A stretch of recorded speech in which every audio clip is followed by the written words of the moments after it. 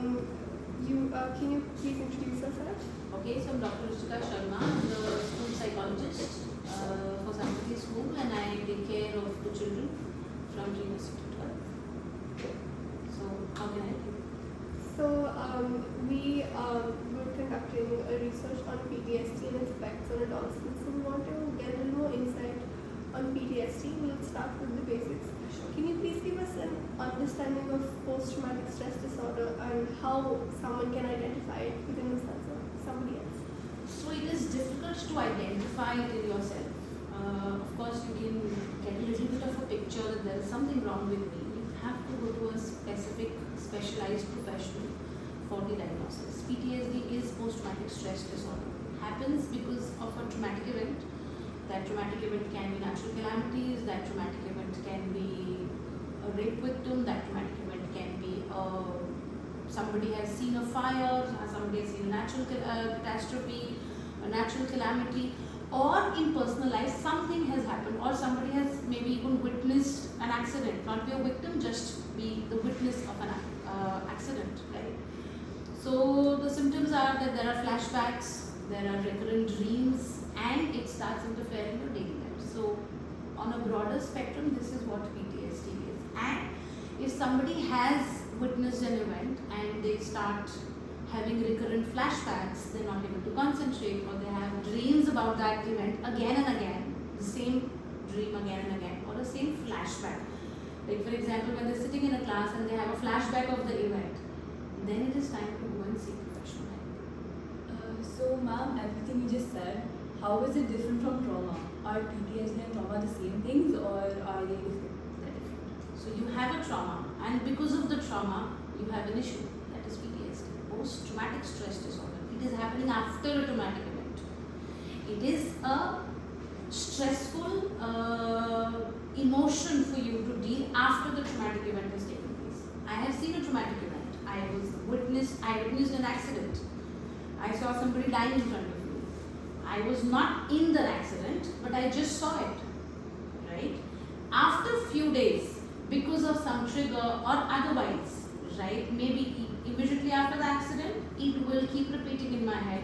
When I shut my eyes, I see that accident happening, which is very natural for most of us. If I witness an accident for a few days, it will be there in my memory. It will be very fresh. But if it happens, keeps happening for a longer duration of time, and I'm not able to concentrate on the task I'm supposed to be doing. I'm a professional, I'm not able to conduct meetings, I'm not able to sit in a meeting, I'm not able to talk to my family, to my friends, to my colleagues. If I'm a student, I'm not able to concentrate in the class. If I'm a teacher, I'm not able to teach. Because anything and everything is a trigger, and I get triggered and that event comes in and there is a flashback.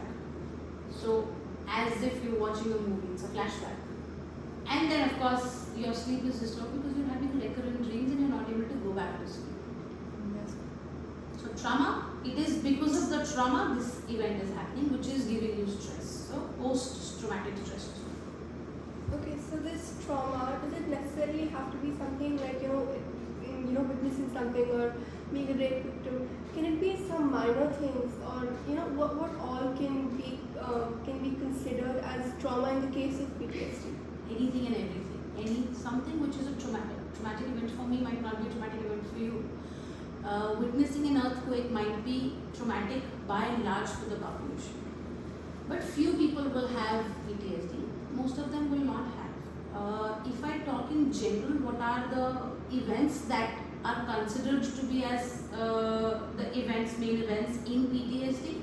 War victims, the ones who have suffered the war, the ones, army people from the armed forces, they a lot of times, if they have served some time in the war, after the war gets over, everything is settled, they keep having flashbacks of the war. So war victims, people who have witnessed the war, a rape victim, somebody who was molested, somebody who was sexually abused, somebody who was physically or brutally abused, emotional abuse, natural calamities, witnessing an accident, or you are in the accident. I am the victim of it, or I witnessed the accident. These are few examples where we can say that yes, might lead to PTSD, might not lead to PTSD as well. I have witnessed an accident, but I'm fine because I knew how to cope with it. So basically, it depends upon an individual's coping skills as well. If my coping skills are fine, if I can maybe have witnessed an accident and I go back home and I talk about it to somebody, not a professional but to a friend, to a colleague, and I settle myself. It might not come back, it might come back. So you can't with 100% guarantee say that something which is a traumatic event for me will be a traumatic event for you. Might not be. So ma'am, is it definite that after trauma you face PTSD? No. No. So is it how common is it to face PTSD? So it's quite common, but you will not see it as a very common thing as, let's say, depression. Every fourth person in the world has depression. Ma'am, so is it because it's not recognized as much as depression? Or is it just because people don't realize that they're facing PTSD? Both ways. Of course, PTSD is less talked about. Usually we talk about PTSD with war victims, that war victims have PTSD or people who served in the war, in the armed forces.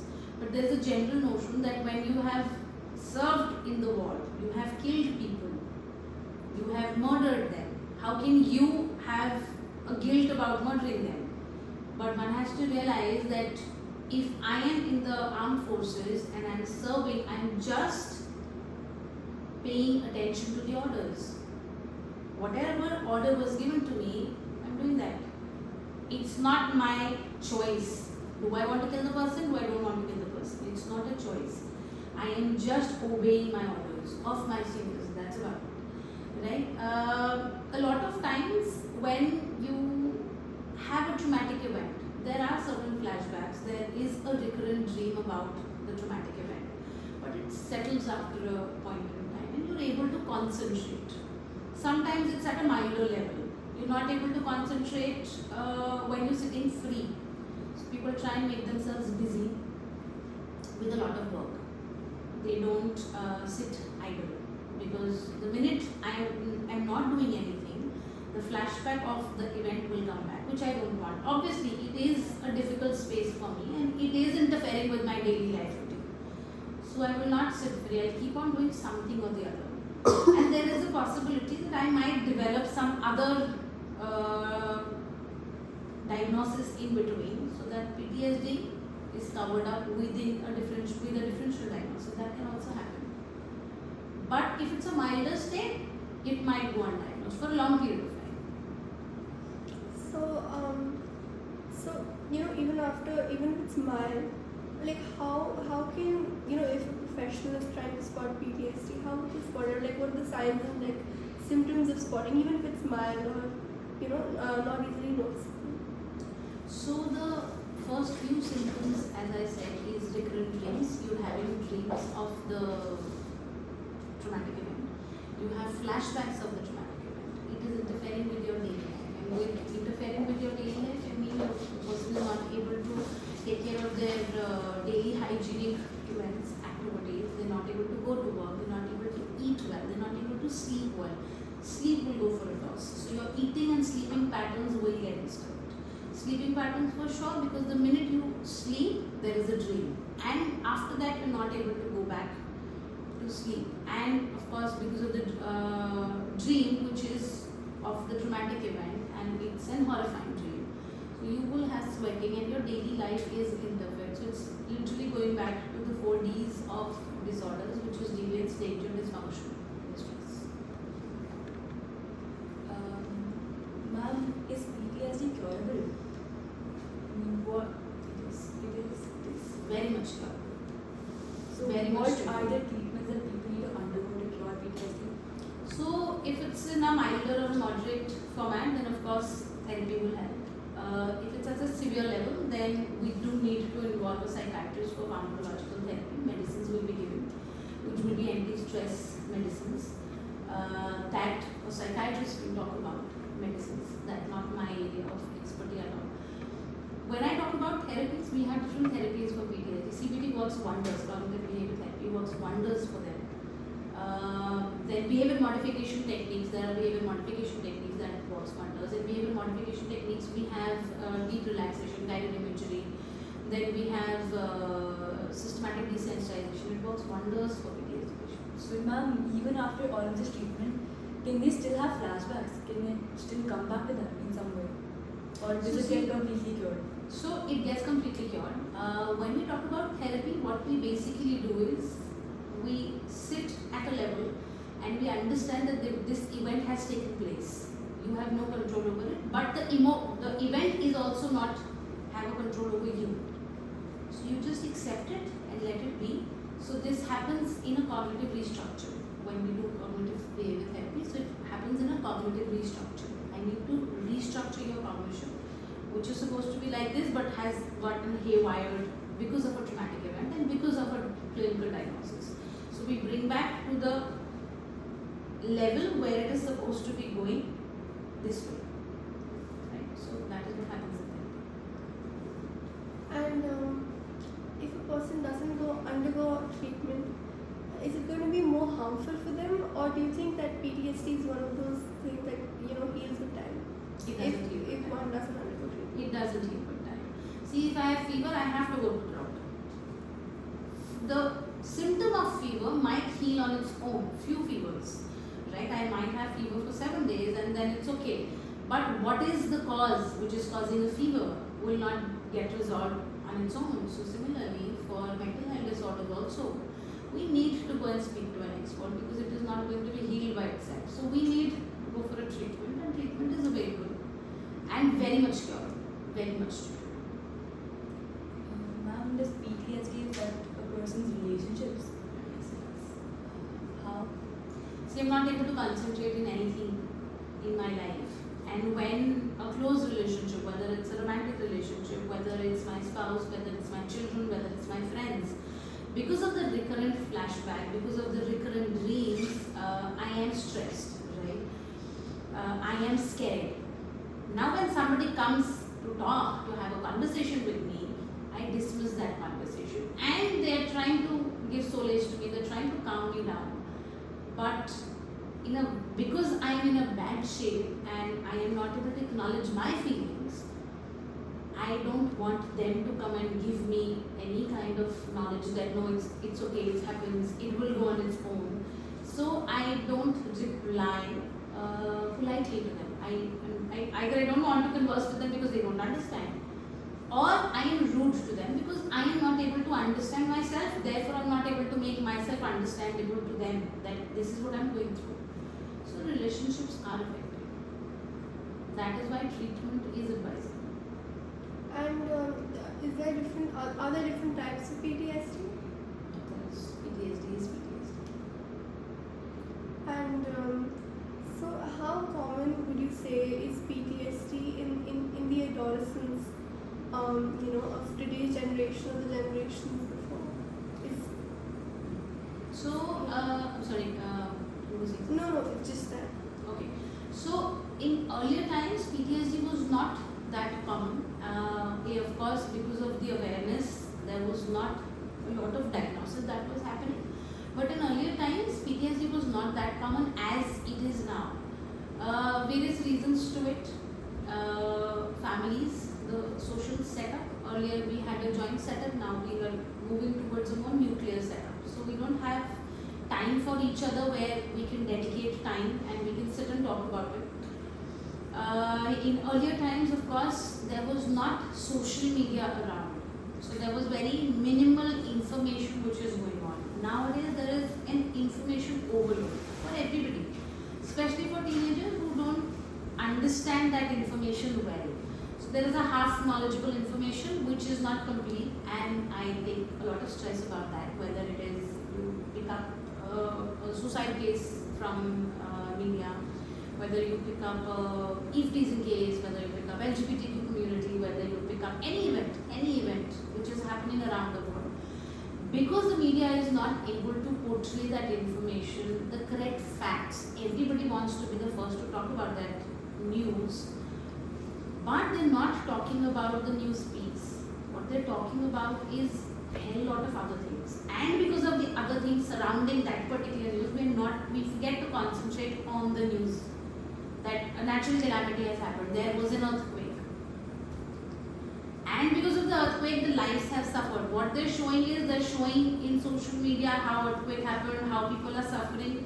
Fine, people do need to see how people are suffering, but not only how people are suffering. We need to know facts. We don't need so much of information. So because of information overload, yes, nowadays teens are suffering more in disorders, and because they're not able to deal with it. And then we are not teaching them how to deal with their emotions. When I don't know how to deal with my emotions, they will play up somewhere or the other. Ma'am, I would like to add on to your question. Since teenagers are teenagers and they're going through the age of adolescence, most of their problems are brushed away. How do they differentiate between the trauma and the stress they're facing and PTSD? How do we reach out to them and tell them that it's okay to feel this way? How do we tell them that sometimes they may need help because it is serious? So we do need to create awareness that mental health is nothing to be ashamed of. It is as important and as simple as your physical health. You have a fever, you go to a doctor. You are stressed, you are having or facing an issue with sleeping, in eating, in your emotions, you go to a mental health professional, right? By creating awareness, we do need to tell them the people who have come out of PTSD, right? If they go out and open and talk about it, that yes, I have suffered from PTSD and it is completely fine, I can come out of it, and how was my battle with PTSD and how I overcame it.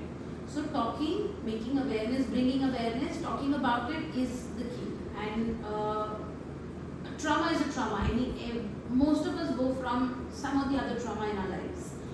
Some of it might be very traumatic, some of it might not hold that much of trauma. But we go through it. If I am not able to surpass that trauma, if I am not able to be in the moment, then it is time to go and ask for help. And help is always available. How can PTSD be related to other, medical conditions? For example, can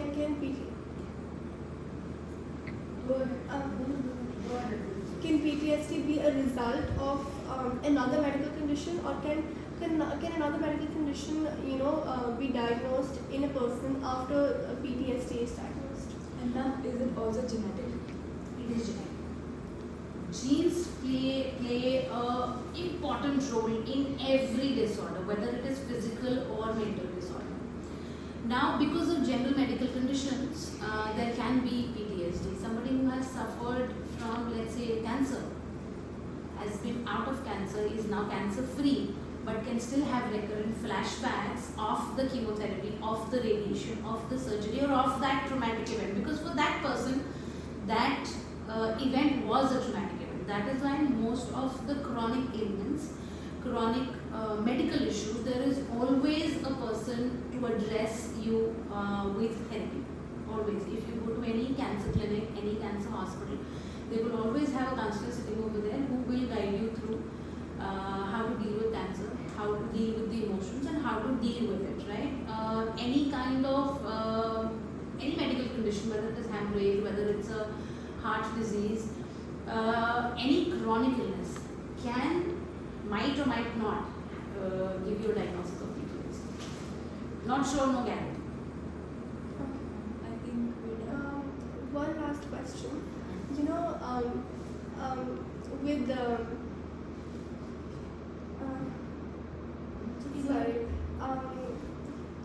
with the war going on in Ukraine, and adolescents may not be fighting the war, but do you think that, how would you think that PTSD can be they may not be fighting the war, but they would be affected by it. So Absolutely. post-traumatic stress disorder play a part in that for the adolescents. They may remember that, or they may not want to live in countries that are prone to war and stuff like that. Do you think that would actually be the case, or someone who's not, actually involved would not be as affected by it? Yes, people who are directly involved, people who are living in Ukraine, of course they're more affected. Whether directly participating into the war, whether directly getting affected by it or not. But yes, they're more prone to for the diagnosis of PTSD. People who are living a little away or far away might get affected, but not that much. So somebody sitting here in India having PTSD because of Ukraine war is less likely as compared to somebody sitting in Ukraine and having PTSD because of the conditions over there is at a more higher chance. So yes, they are at risk, and that is what adults need to understand, that everything has a cause and effect on people, especially on adolescents, because they are yet not that intelligent. They are intelligent, but having said that, they have yet not developed that logic to understand things completely and logically. Plus, they're still children, so we do need to pay attention to in that sphere. So, ma'am, adolescents are more prone to developing PTSD than adults. That you see? No, not exactly. So, Chances are more. chances. Yes, because when you talk to a teen, they're still not able to make sense out a lot of things because of lack of experience. An adult will make sense, might not always make sense, but still I have experience. I have seen a little bit more than you have seen. So I can still make sense out of a lot of things. You cannot, simply because of lack of experience, simply because lack of knowledge. As compared to an adult, though of course they can also lack experience and knowledge about a certain thing which you may have. But it's just, if we talk about by and large on an average population, yes, they are more at risk. Why? Because of the less knowledge and lack of experience. Good. Thank you so Thank you so much for your time, ma'am.